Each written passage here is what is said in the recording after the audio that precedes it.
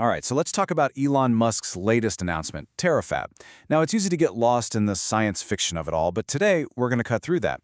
We're putting on our investor hats to break this down for what it really is, a business plan, with a total addressable market that, well, literally spans the entire solar system.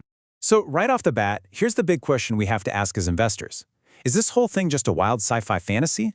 Or are we looking at the actual blueprint for the single largest economic expansion in all of human history? Let's dig in and look at the numbers and the strategy behind it. You know, any solid investment thesis has to start with one thing: the size of the opportunity, your total addressable market.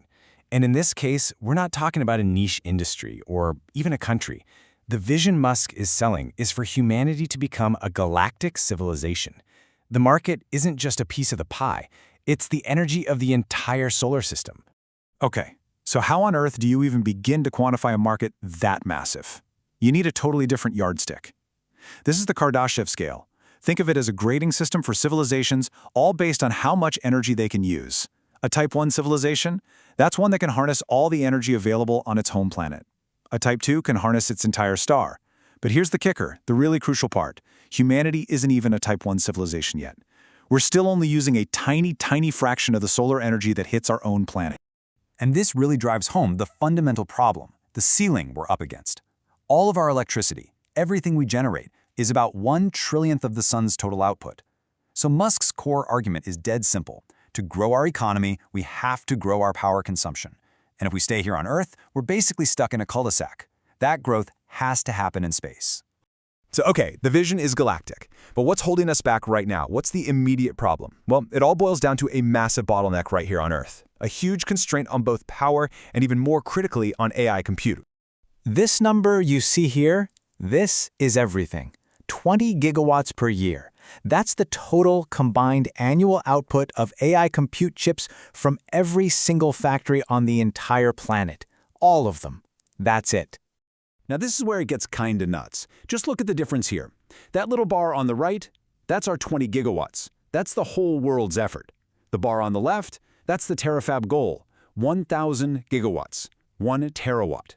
What we're producing now globally is just 2% of what Musk says we need for the next phase. From an investor's point of view, that's not just a gap in the market, it's a chasm of unmet demand. So you define a problem that massive, and then you propose the solution.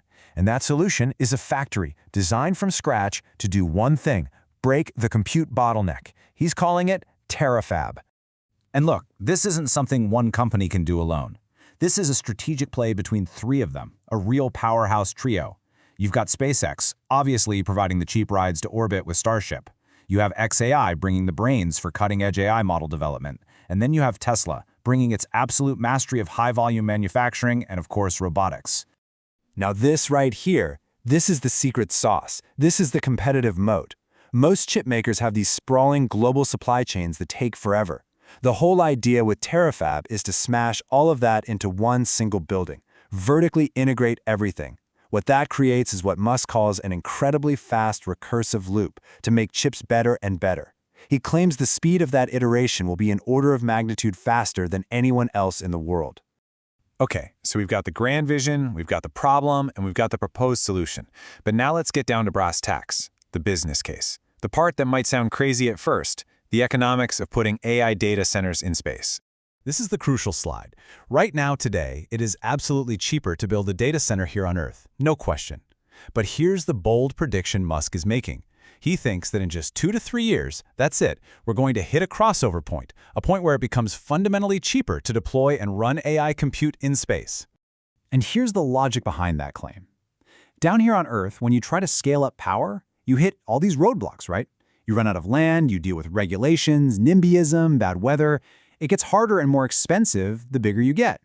In space, he argues, the economics flip completely.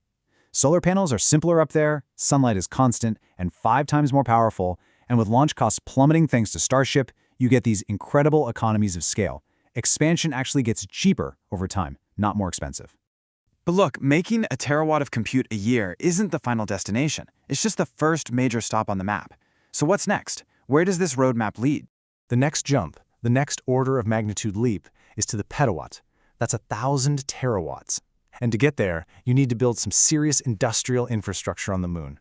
Specifically, an electromagnetic mass driver that can literally shoot materials into space without needing rockets, which would just tank the costs all over again. So, what's the end game here? What's the ultimate potential for investors? Well, the vision is to capture just 1/1,000,000th of the sun's total energy. Now, that sounds like a tiny fraction, but it would be enough to power an economy 1,000,000 times larger than Earth's is today. It would create what Musk calls an age of amazing abundance. And to put a point on what that world would feel like, Musk uses this incredibly simple but powerful phrase. In an economy where AI and robotics are running at that scale, where energy and compute are basically no longer scarce, if you can think of something you need or want, you can have it. A true post-scarcity world. And that really brings us right back to where we started, to the central question for any long-term investor looking at this. The plan lays out a path to a million-fold expansion of the human economy.